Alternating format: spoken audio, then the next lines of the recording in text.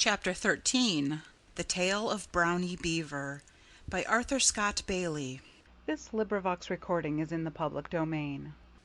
Chapter 13 A Lucky Find. Brownie Beaver almost wished he hadn't spent so much time waiting for Grandaddy to tell him to tie down his house so it wouldn't be carried away by the big wind on the following day. With no rope or anything else to tie the house with, Brownie could not see that Grandaddy's advice was of any use to him. Anyhow, he was glad to have done as Tired Tim had suggested and dug a house in the bank, where he could hide until the storm passed. But he felt sad at the thought of losing his comfortable home, and since he could hardly bear to look at it and imagine how dreadful it would be to have it blown over the top of Blue Mountain into Pleasant Valley, Brownie went for a stroll through the woods to try to forget his trouble. He found himself at last in a clearing where loggers had been at work. They had chopped down many trees, and the sight made Brownie Beaver angry. "This is an outrage!" he cried out loud. "I'd like to know who has been stealing our trees. I suppose it's Farmer Green, for they say he's always up to such tricks." He took a good look around, and then he turned to go back to the village and tell what he had discovered. Just as he turned he tripped on something, and something clinked beneath his feet. It didn't sound like a stone, so Brownie Beaver looked down to see what was there. Now, in his anger he had quite forgotten the great storm, but as he saw what had tripped him he remembered it again, but he was no longer worried. "Hurrah!" Brownie cried. "Here's just what I need." And then he hurried back home again, but not to tell about the trees that had been stolen. He hastened home to chain down his house and save it from the great wind.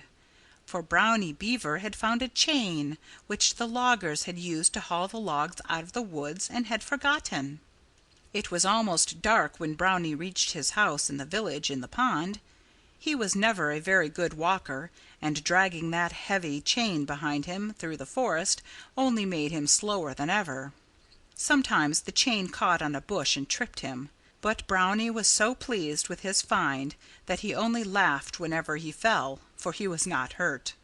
The whole village gathered round his house to watch him while he tied the chain on it and anchored the ends of the chain to the bottom of the pond with a big stone. "Why do you do that?" people asked.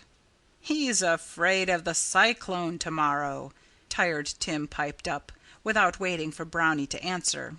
"You know, old Grandaddy Beaver says that there's going to be a great wind.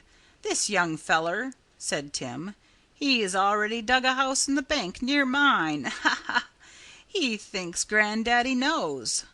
But I say that Grandaddy Beaver is a fine noble old gentleman," Tired Tim stammered.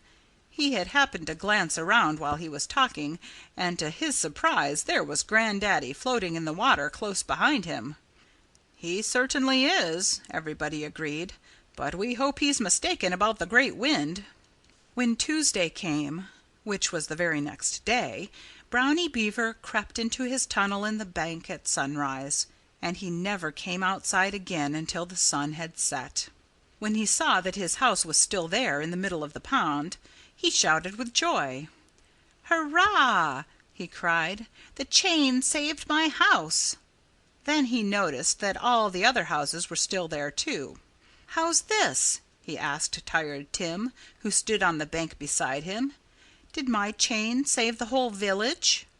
Tired Tim grinned, for he was not too lazy to do that. "There wasn't any cyclone," he said. "There wasn't a breath of wind all day.